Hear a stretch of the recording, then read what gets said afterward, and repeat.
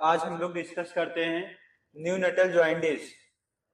बच्चों में यह कंडीशन कब अराइज होती है, क्यों अराइज होती है, किसके कारण होती है, और बच्चों के शरीर में कौन कौन से ऐसे सिम्टम्स होते हैं जिनकी वजह से मुझे पता चलेगा कि न्यूनेटल जॉइंटिस क्यों हो रही है, कारण क्या क्या है, इसका प्रिवेंशन क्या है, ट्रीटमेंट क्या है। तो इसके बारे में आज की क्लास में बात करते हैं।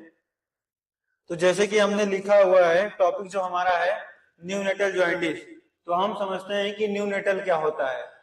न्यूनेटल होता है 0 से लेकर 28 डेज तक जो समय रहता है, 0 से लेकर 28 दिन तक जो समय रहता है, ये होता है न्यूनेटल पीरियड। इसी को थोड़ा डीप हम जाएंगे तो 0 से 7 डेज तक जो टाइम पीरियड रहता है उसको हम बोलते हैं अर्ली न्यूनेटल पीरियड, और 7 डेज से लेकर 28 डेज तक जो टाइम पीरियड रहता है इसको हम बोलते हैं लेट न्यूनेटल पीरियड।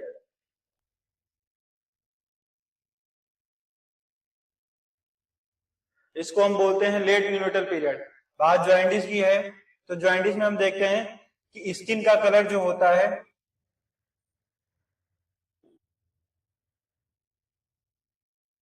येलोइश हो जाता है।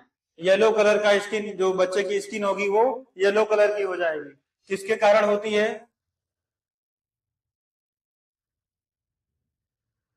क्योंकि बिलिरुबिन का जो नंबर होता है, जो काउंट होता है, वो बढ़ने लगता है।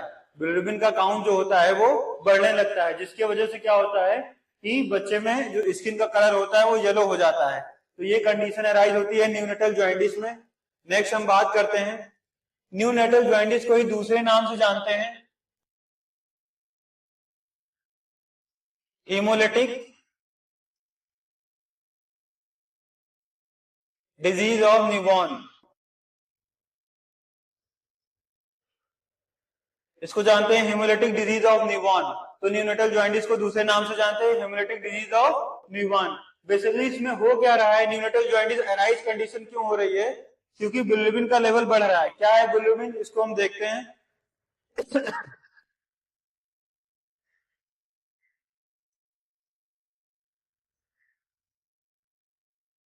बिलिरुबिन का जो लेवल है वो नॉर्मल कितना होता है? 0.9 mg/dl। ये जो वैल्यू है ये नॉर्मल वैल्यू है। तो बच्चे में जब जॉइंटिस की कंडीशन अराइज होती है तो ये 5 mg/dl से ज्यादा हो जाता है, जिसके कारण स्किन का कलर जो होता है वो चेंज हो जाता है,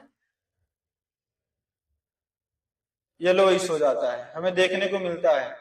नेक्स्ट बात कर लेते हैं कि ऐसी कंडीशन बिलिरुबिन बढ़ ही क्यों रहा है, क्यों ज्यादा जो है बन रहा है बच्चों में। तो बेसिकली इसकी हम बात करते हैं तो देखते हैं कि जो आरबीसी का लाइफ स्पैन होता है, टाइम पीरियड होता है, वो क्या होता है? 60 से 80 दिन होता है।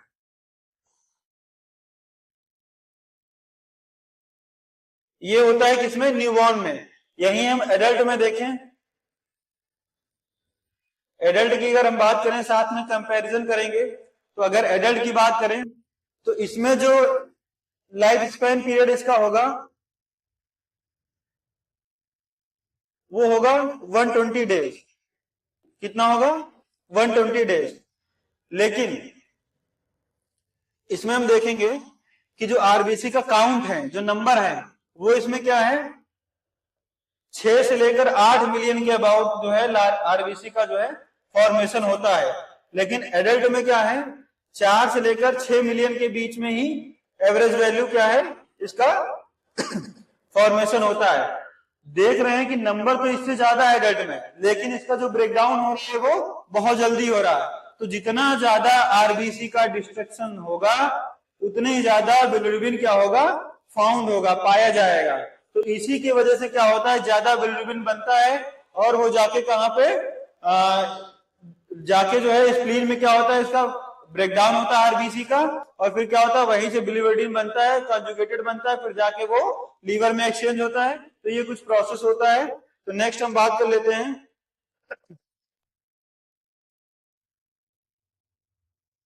जैसे कि हम देख रहे हैं आरबीसी का अगर डिस्ट्रक्शन स्टार्ट होगा तो ये इस कंडीशन में क्या बोलेंगे, हेमोलिसिस की कंडीशन बोलेंगे। तो आरबीसी का डिस्ट्रक्शन स्टार्ट होगा तो आरबीसी में बेसिकली पाया क्या जा रहा है, हीमोग्लोबिन पाया जा रहा है। जैसे कि हम यहाँ पे देख रहे हैं तो हीमोग्लोबिन क्या होगा, ब्रेकडाउन होगा। इसका ब्रेकडाउन होगा तो ये दो पार्ट में टूटेगा, एक तो हीम में टूटेगा, दूसरा ग्लोबिन में टूटेगा। तो जो ग्लोबिन होगा वो क्या करेगा, प्रोटीन फॉर्म में होता है, प्रोटीन फॉर्म में होता है। तो इसका तो क्या स्टोरेज हमारी बॉडी क्या कर लेती है, स्टोर कर लेती है, एब्जॉर्ब कर लेती है। बॉडी क्या करती है, एब्जॉर्ब कर लेती है, यूज में ले लेती है। लेकिन जो हीम होगा ये फर्दर दो भाग में टूटेगा। पहला टूटेगा आयरन, दूसरा बिलीवर्डिन में। पहला भाग आयरन, दूसरा बिलीवर्डिन। अभी ये बिलीवर्डिन क्या होगा, स्प्लीन में जाएगा। स्प्लीन में जाने के बाद ये क्या होगा, बिलीरुबिन के रूप में कन्वर्ट हो जाएगा। तो जो बिलीरुबिन के रूप में कन्वर्ट हो रहा है, तो अभी हम बेसिकली जैसे स्प्लीन की बात करें तो हम बात कर लेते हैं कौन कौन से ऐसे मेजर पार्ट होते हैं जो कि इस बिलीरुबिन को क्या कर रहे हैं, आरबीसी के डिस्ट्रक्शन से लेकर बिलीरुबिन बनने तक और इसको फिर रीअब्जॉर्ब होने तक हेल्प कर रहे हैं। तो जैसे कि हम देखते हैं इसमें पहला जो पार्ट है वो स्प्लीन। स्प्लीन हो गया, जिसमें क्या हो रहा है, इसका ब्रेकडाउन हो रहा है। इसमें क्या हो रहा है, आरबीसी का ब्रेकडाउन हो रहा है, जो कि सबसे इसका फर्स्ट प्रोसेस है। इसीलिए स्प्लीन को हम क्या बोलते हैं, ग्रेवयार्ड बोलते हैं, मतलब शमशान घाट बोलते हैं, है ना, मुर्दा घर बोलते हैं, जहां पे क्या होगा, आरबीसी खत्म होती जाएंगी। तो जितना हमने बताया, जितना ज्यादा नंबर में आरबीसी टूटेंगी उतना ज्यादा बिलीरुबिन का लेवल बनेगा। तो इसका स्प्लीन का इन्वॉल्वमेंट हो गया।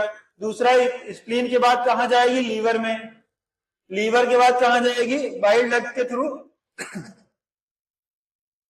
बाइल डक्ट के थ्रू कहां जाएगी, स्मॉल इंटेस्टाइन में। स्मॉल इंटेस्टाइन में जाएंगे, उसके बाद जाएंगे हार्ट। हार्ट से फिर क्या होगा, इसका अयोटा के थ्रू एब्जॉर्प्शन हो जाएगा, स्मॉल इंटेस्टाइन में जाएगा, फिर लंग्स में इन्वॉल्वमेंट होगा। लंग्स के थ्रू फिर कहां जाएगा, हार्ट के बाद लंग्स में जाएगा, उसके बाद कहां होगा, फिर अयोटा में जाएगा, फिर इसका क्या होगा, एब्जॉर्प्शन होगा। तो ये कुछ प्रोसेस है बिलीरुबिन बनने का। तो बेसिकली जब स्प्लीन में जाता है, जब स्प्लीन में एंटर करेगा,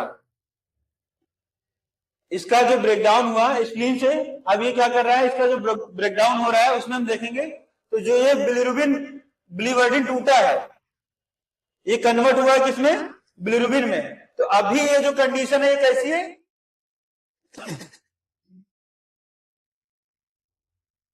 अभी ये जो कंडीशन है कैसा है, अनकॉन्जुगेटेड। अनकॉन्जुगेटेड है। अनकॉन्जुगेटेड का मतलब समझे, जैसे कि हमारा जो ब्लड होता है वो क्या होता है, पोलर बॉडी होता है। तो अब ये क्या है, अनकॉन्जुगेटेड, मतलब ये अनपोलर बॉडी है। ये कैसा है, अनपोलर बॉडी है।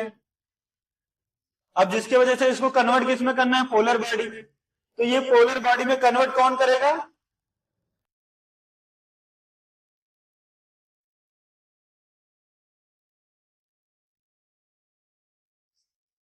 पोलर बॉडी में कन्वर्ट कौन करेगा, स्प्लीन से कहां जाएगा, लीवर में जाएगा। लीवर में क्या होगा, ये पोलर बॉडी में कन्वर्ट हो जाएगा। पोलर बॉडी मतलब ये कॉन्जुगेटेड फॉर्म में कन्वर्ट हो जाएगा। कॉन्जुगेटेड फॉर्म बोले तो पोलर बॉडी वाटर सॉल्युबल होते हैं। क्या होते हैं, वाटर सॉल्युबल होते हैं। अब ये इसमें कन्वर्ट हो जाएगा, फिर ये बाइल डक्ट के थ्रू, बाइल डक्ट के थ्रू कहां जाएगा, स्मॉल इंटेस्टाइन में। स्मॉल इंटेस्टाइन में गया, फिर ये क्या हो रहा है, वहां पे ड्यूडेनम भाग में जाएगा, पार्ट में, वहां पे क्या होगा, ये एब्जॉर्ब होगा, फिर कहां जाएगा, लंग्स में, फिर कहां जाएगा, हार्ट में, फिर आयोटा के थ्रू पूरे बॉडी में सर्कुलेट होगा। तो ये क्या करेगा, फिर ये स्किन का कलर चेंज करेगा। तो जब स्किन का कलर चेंज करेगा, जैसे हम देख रहे हैं, स्किन जो होगी वो येलो कलर की हो जाएगी, इसकी जो आईज हैं वो येलो कलर की हो जाएंगी, इसकी जो आईज का कलर है वो येलो हो जाएगा, स्किन का कलर है वो येलो हो जाएगा। तो ये कंडीशन अराइज होगी, जैसे कि 2 इमेज में हम शो करें, नॉर्मल न्यूबॉर्न है और ये न्यूबॉर्न भी जॉइंटिस की कंडीशन के साथ में। तो इसमें देख रहे हैं जो चेंजेस देखने को मिले, कलर का, स्किन का और आई कलर का, ये सब किसके कारण हो रहे हैं, बिलिरुबिन के कारण हो रहे हैं। नेक्स्ट हम बात कर लेते हैं जो फिजियोलॉजिकल जॉन्डिस क्या होता है, फिजियोलॉजिकल जॉन्डिस क्या होता है और पैथोलॉजिकल जॉन्डिस क्या होता है। तो फिजियोलॉजिकल की जो कंडीशन होती है, इसमें बिलिरुबिन का लेवल कितना होगा, 4 से 5 mg पर DL होगा। और ये कंडीशन कब अराइज होगी, आफ्टर 24 आवर, 24 घंटे बाद ये कंडीशन अराइज होगी। और ये पैथोलॉजिकल की कंडीशन में क्या होगा, बिफोर 24 आवर्स, मतलब ये 24 घंटे से पहले ही पहले हमें जॉइंटिस के सिम्टम्स या डिजीज कंडीशन अराइज होना शुरू हो जाएगी और हमें देखने को मिलेगा। तो इसमें जो बिलिरुबिन का लेवल होता है वो 5 mg पर DL से ज्यादा रहता है। लेकिन अगर हम फिजियोलॉजिकल की बात कर रहे हैं तो इसमें टर्म प्रेगनेंसी में हमें देखने को मिलता है ये 12 mg पर DL से ज्यादा क्या रहते हैं, 12 mg पर DL रहता है बिलिरुबिन का लेवल। जैसे कि प्रीटर्म में हम देखते हैं तो 15 mg पर DL बिलिरुबिन का लेवल रहता है। नेक्स्ट हम बात कर लेते हैं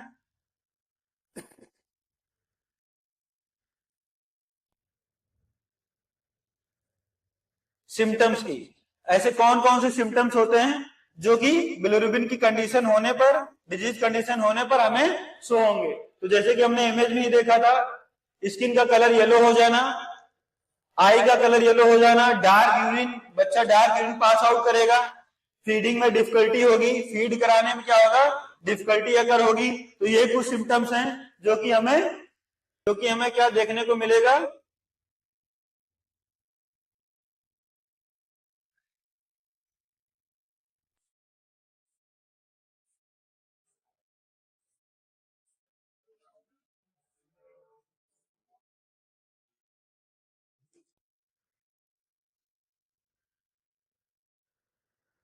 तो फीडिंग में डिफिकल्टी होगी, ये कंडीशन जो है अराइज होगी। इस फीडिंग में डिफिकल्टी मतलब जैसे कॉम्प्लीमेंट्री फीडिंग भी हम देख सकते हैं, इसमें कॉम्प्लीमेंट्री फीडिंग भी देख सकते हैं। और दूसरा हम इसमें देखेंगे ब्रेस्ट फीडिंग, ब्रेस्ट फीडिंग में भी डिफिकल्टी पाई जा सकती है, देखी जा सकती है। तो ये न्यूनेटल जो है जॉइंटिस में अराइज होगी। दूसरा हम बात कर लेते हैं कि इसके कॉजेज क्या क्या हो सकते हैं, कौन कौन से कॉजेज हो सकते हैं जिसकी वजह से न्यूनेटल की कंडीशन जो है वो अराइज हो रही है। सबसे पहले हम बात करें कि फिजियोलॉजिकल जॉन्डिस, फिजियोलॉजिकल जॉन्डिस जो है वो एक दिन से पहले ही अराइज हो जा रही है और ये 24 आवर से पहले क्या हो रही है, अराइज हो रही, न्यूबॉर्न में देखने को मिलती है। देन हम बात करें अगर ब्लड में इनकेपेबिलिटी पाई जा रही है, आरएच फैक्टर वगैरह कंडीशन है, तो उसमें क्या होगा, न्यूनेटल जॉइंटिस कॉज करेगा। जेनेटिक फैक्टर में क्या एबनॉर्मलिटी अगर है, जेनेटिक फैक्टर क्या करेंगे, न्यूनेटल जॉइंटिस को कॉज करेंगे। मैटरनल फैक्टर होंगे वो न्यूनेटल जॉइंटिस को कॉज करेंगे। और मेजर पोर्शन तो हम देख ही चुके हैं कि आरबीसी का डिस्ट्रक्शन हो रहा है, जिसकी वजह से क्या हो रहा है, बिलिरुबिन का लेवल जो है वो बढ़ रहा है, 5 mg पर DL से ज्यादा हो जा रहा है, तब ये जॉइंटिस की कंडीशन अराइज हो रही है। नेक्स्ट हम बात करते हैं ट्रीटमेंट की। ट्रीटमेंट में हम देखेंगे कि पहला ट्रीटमेंट में हम क्या करेंगे, फोटोथेरेपी प्रोवाइड कराएंगे।